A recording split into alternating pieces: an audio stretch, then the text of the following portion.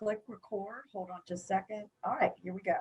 All right. Hey, everybody. My name is Corey Jones. I'm with Compassion Works for All here in Little Rock, and you can learn more about us at compassionworksforall.org. We provide mindfulness and meditation programs for folks who live in jails and prisons.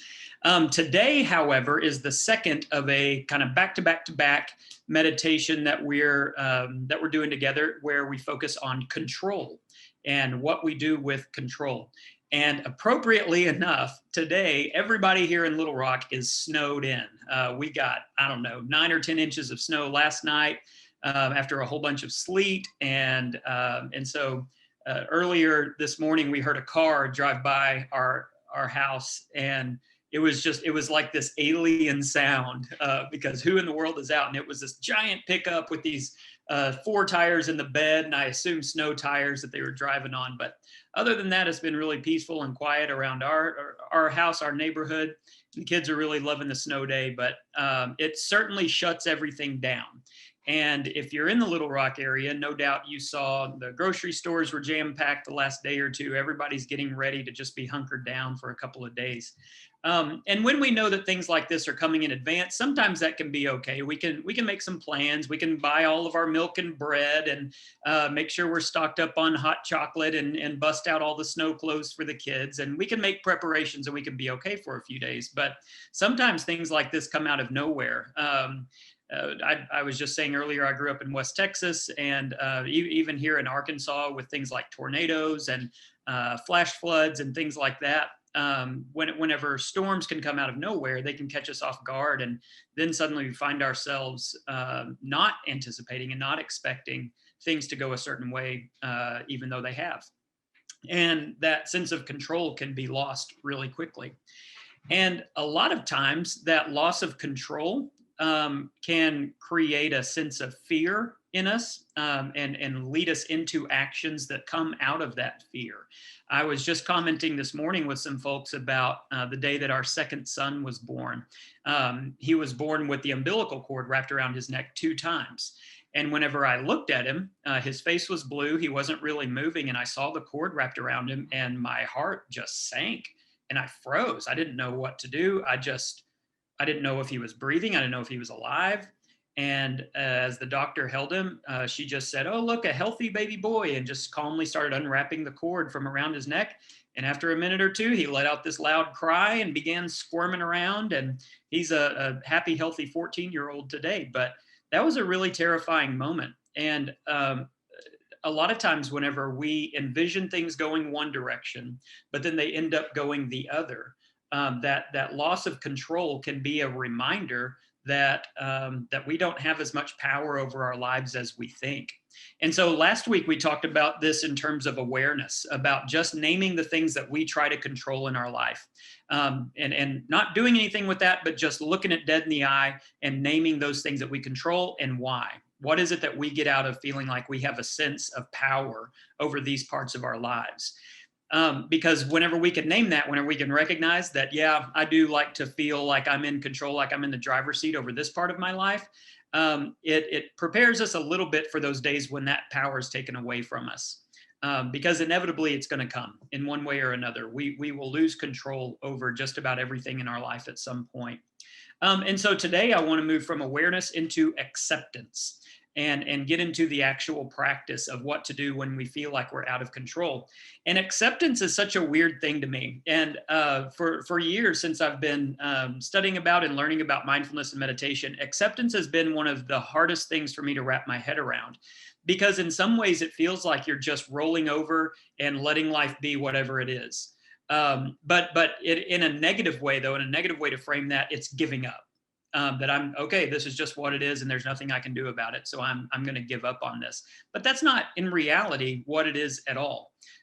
Acceptance is, and I say this not because I'm really good at practicing it, but because I think I'm beginning to get it logically and cognitively. And now it's a matter of figuring out how to put that into practice. But acceptance is the act of just naming things as they are without attaching positive or negative emotion to it. Which sounds like it should be simple, but it's certainly not easy.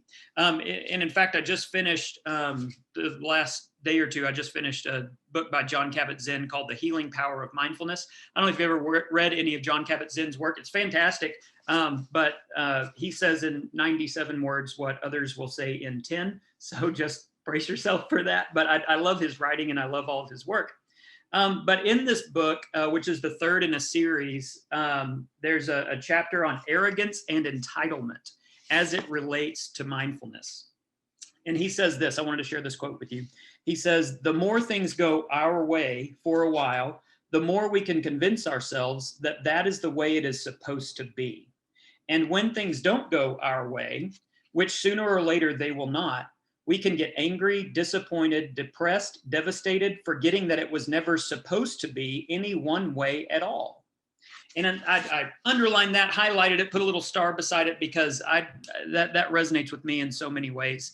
I am fairly accustomed to things just kind of going my way. That's just how life has always been for me. I've not really suffered through major hardships. I've not really had severe tragedy strike my life. Basically, the way I hope things will go, they tend to kind of go that way. And I don't know how or why, they just have. And so sometimes I can get lulled into a sense of complacency that this is just how it is, that life tends to go our way. But from time to time, when we lose control, like we're experiencing today with a big snow day, we're reminded that everything isn't how we want it to be. And sometimes that can generate a sense of arrogance and entitlement within us. For example, if I were to decide today that I'm really craving a falafel pita from my favorite Greek place down the street, and I decide, you know what, snow or no snow, that's what I want, and so I'm going to go get it. And I were to hop in my car. We live on a very hilly road. And if I were to hop in my car and try to drive right now, really bad things would happen. And that comes from this place of arrogance and entitlement. And that's kind of an extreme example, but we do that a lot throughout our day-to-day in big and small ways, where we assume things are supposed to go a certain way. And when they don't, we feel like we've been robbed of something. But that reminder, that sort of pulling us back down to earth, that reminder that we don't have as much control as we think, we are not as powerful as we sometimes build ourselves up to be, can, if we allow it to, generate a great state of acceptance. Accepting that we can embrace and welcome everything that happens moment to moment to moment without expecting, without anticipating. And we're welcome to plan. We're welcome to fill out our calendar and have things have ideas of how we hope things will go. But the more we practice acceptance, the more we learn to hold those things loosely. And we don't get so bent out of shape when things don't go our way. And that's really the power of acceptance. There's a fellow named Richard Rohr who's really big in the Christian circles. He's a Franciscan Catholic priest and has done a lot of really great work, especially in the areas of meditation and sort of mystical things in the Christian realm. And one of his things that he regularly encourages people to do is to take a look at the moment you're in and assume that this is exactly how you wanted it to go.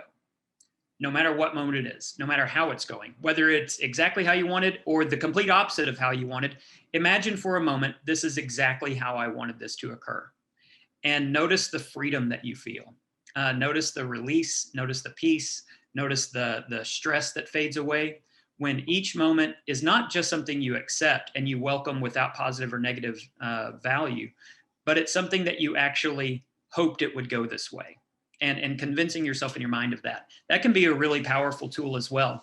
It can take a lot of work depending on the moment. I mentioned earlier before we began the recording that my wife and I have 8 kids. And every morning is just, we joke that it's like the Kentucky Derby. The horses just running out of the gates about 6 a.m. every morning. Our youngest ones are up and raring to go.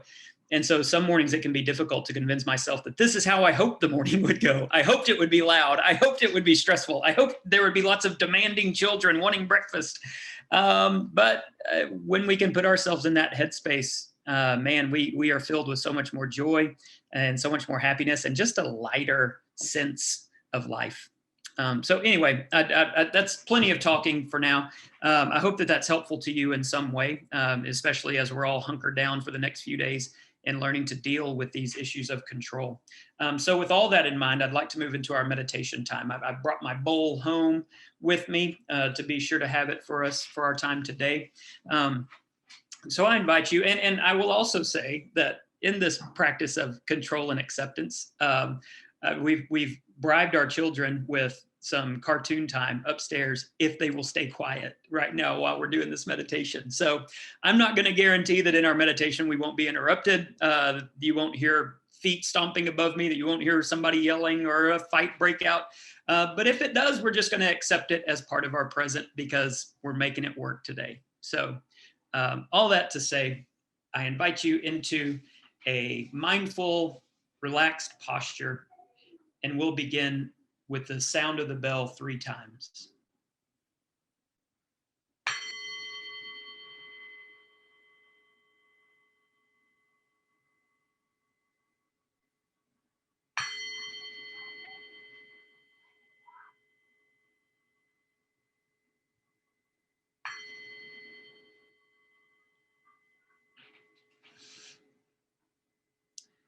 If you're seated in a chair like I am, go ahead and put your feet flat on the floor. Fold your hands comfortably, whatever that means for you. Either fold them in your lap, maybe place them on top of your legs. Whatever is easy for you to maintain over the next 10 or 15 minutes.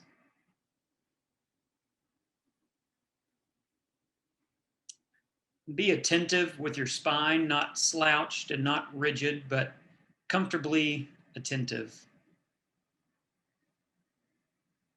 Let your belly be soft. Let your shoulders fall from your ears. Don't pull them down or strain. Just let gravity do its thing.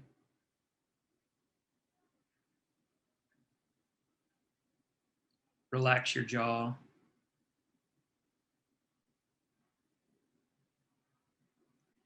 You can close your eyes or keep them open. If you're going to keep them open, maybe angle your chin downward just slightly. And look out a foot or two ahead of you without really looking at anything. And if you have your eyes closed, keep them closed gently. Don't struggle. Just keep your eyelids very soft and relaxed. And as we enter into this mindful posture, notice any sensations you feel. For instance, I feel my heart in my chest beating strong. When I slow down, that's one of the first things I notice. So start to notice what you feel in your body.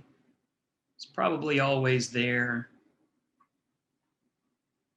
But now that you're seated, now that you're calm, it'll come to the surface.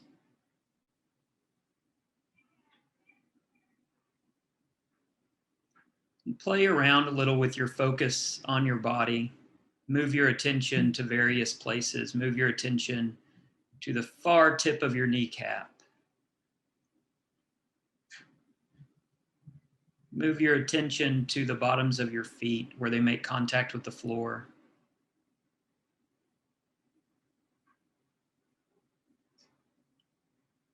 Move your attention to your left earlobe.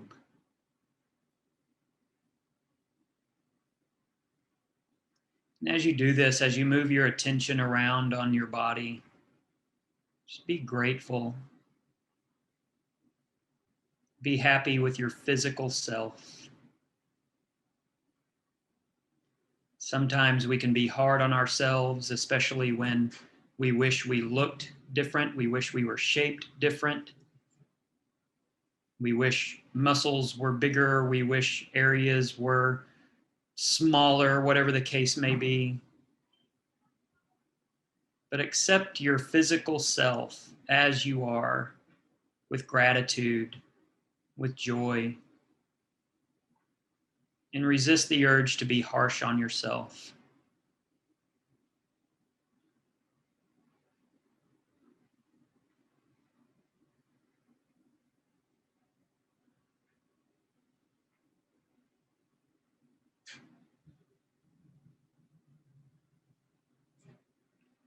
And as we maintain our mindful posture, bring your attention now to your breath.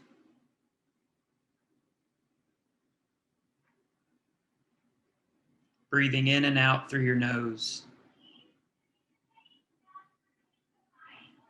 Just notice the air as it passes in, notice the air as it passes out. And don't do anything more than that.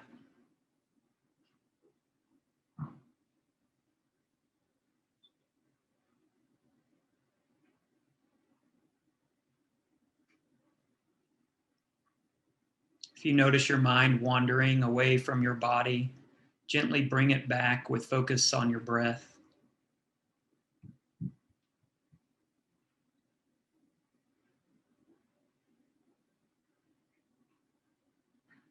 There are probably so many very valid things that you could be doing right now besides this meditation time, and that's okay. As you feel your mind wandering to those, know that they'll be there when you're done, and gently bring your mind back into the same place and the same time as your body.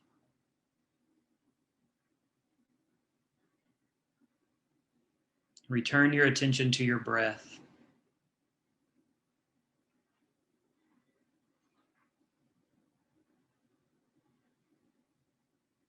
And remember, we're not escaping anything. We're not striving to get to some place of deep enlightenment. We're, in fact, focused on being intensely present,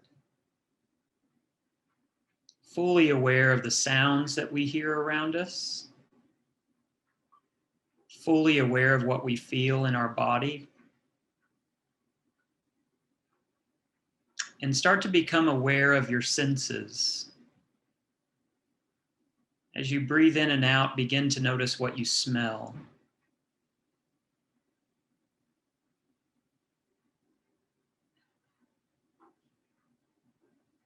As you breathe in and out, begin to notice what you hear.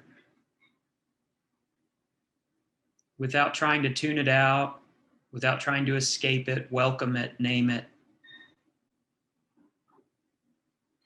It's part of your present moment, whether you want it to be there or not.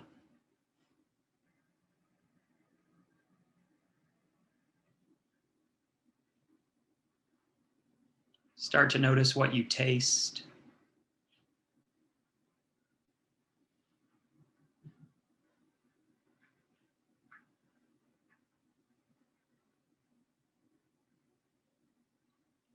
Start to notice what you see, even if your eyes are closed. Notice the shapes and light and all that's swirling around behind your eyelids.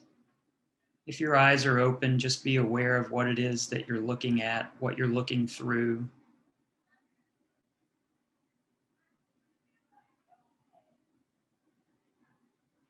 Be fully and completely present in your mind and your body.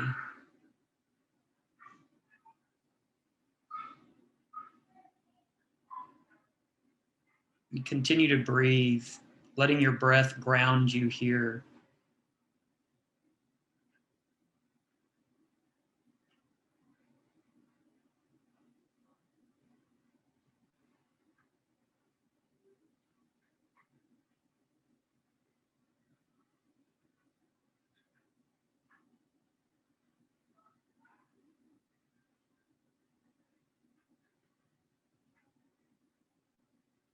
And as we sit in a moment of silence, notice what your mind is doing without trying to stop your thoughts and without attaching yourself to them. Just observe. Sometimes it's helpful to say, I'm thinking about something in the past, or I'm thinking about something in the future, or I'm thinking about some alternate reality that doesn't exist. And simply notice what your mind is doing and where it's going.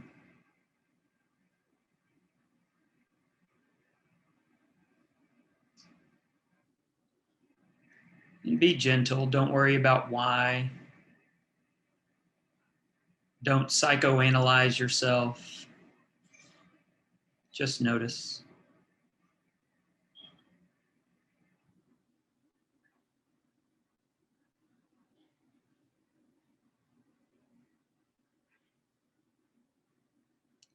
Let's now sit for a few moments in silence,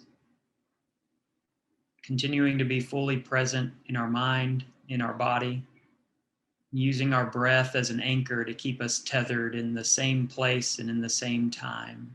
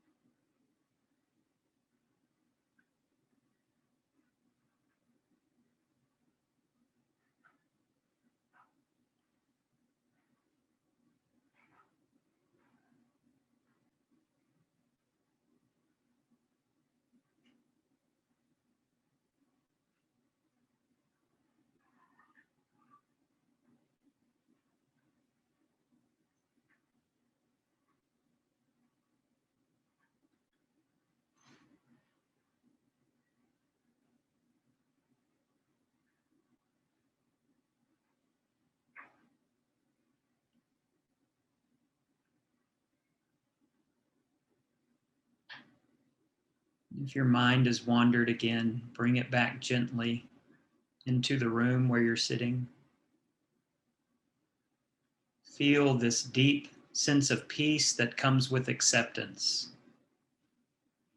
with welcoming your reality exactly how it is, whether it's what you wanted, whether it's not, whether it's what you planned, or whether it's not. Welcome it and find a sense of joy within it.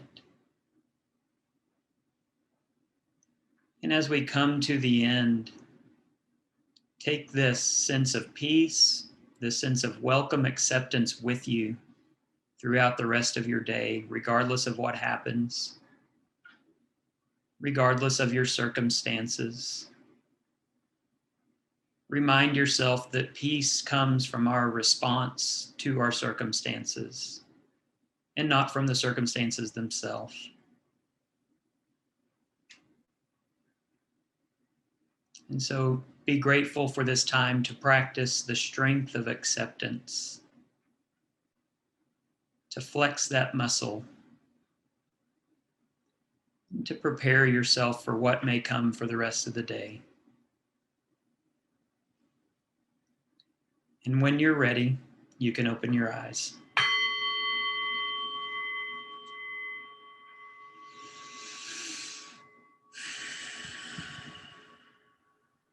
Thank you for practicing with us today. And if you're snowed in right now, I hope that this is helpful for you and that you can find a space to enjoy the time that you have, to welcome it, to accept it, and to not be toppled by it. So best of luck to everybody. Fingers crossed as we move through the rest of this week. And next week, we'll be back again with our third and final conversation about control and what to do with that. So I look forward to being with you then.